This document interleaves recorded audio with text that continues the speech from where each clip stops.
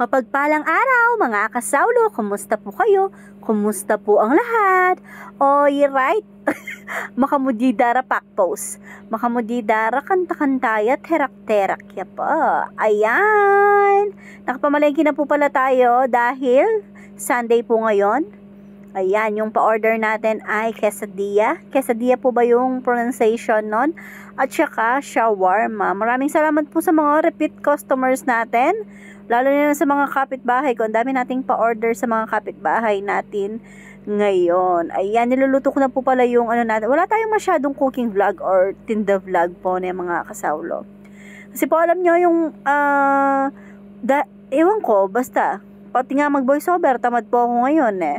Para may ano lang tayo, may update lang tayo. Para updated pa rin po tayo araw-araw na mayroon tayong mga paninda at mga pa-order. At ayan, nung fast forward, luto na po pala yan mga kasawlo, yung pang shawarma natin.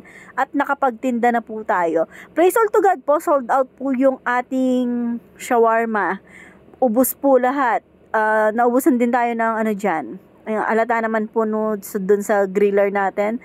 Ang dami na niyang natutong na cheese. At ayan, pagkatapos po nating magtinda, ayan, nagsolicit po tayo kay Sis Jen. Maraming salamat po pala pati sa asawa niyang kay Mr. Yamada. Story time muna po pala tayo. Na ano akong mag-story time Na-excite akong mag-story time. Kanina pong nasa ano tayo, nasa kila Sis Jen. Ay di kaming pumasok si Sis Jen para kumuha ng pera po pang solicit natin. Alam niyo po, kaming dalawang sa garahe ni Mr. Yamada. Hindi kami nag-uusap kasi hindi ko po siya alam kausapin. Tapos sabi niya sa akin, siguro na ano niya ako, naaninagan niya ako, familiar yung face ko sa kanya. You cook, sabi niya.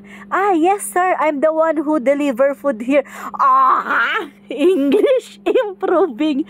So ayan po na nakakasawlo. Pati po yung asawa ni Ate Baby nga dumaan dito nung nakaraan. Hindi ko din siya alam kausapin. Sabi ko, sorry, I'm nose bleeding. Basta ganun po yung sinabi ko. At ayan po, na-share ko lang po yung nakakatawang experience ko para sa mga foreigner na mga kaibigan natin. At ayan po mga kasawlo, maraming salamat po pala kay Kuya Janjan. Ayan, nag-solicit po ako sa kanya. Tapos sabi niya, hati ka sa solicit mo, Tita Ann. Sa'yo yung 1.5 pambili ng Jollibee ng mga bata or pakainin mo sila sa labas.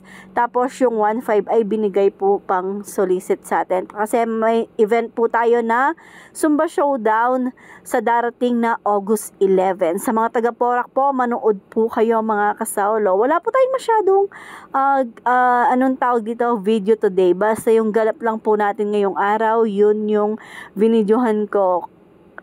Ewan ko ba, basta nakakatamad po, pati mag voiceover. Sabi ko nga kahit paulit-ulit. At ayan, tignan natin bukas kung ano ulit yung mangyayari kung loloobin pa po ni Lord, kung ano yung update natin kung bukas, kung may patinda ba tayo or wala, or ano yung ganap po natin sa buhay. So ayan mga kasawlo, hanggang dito na lang. God bless us all po. Bye! Kain po pala tayo!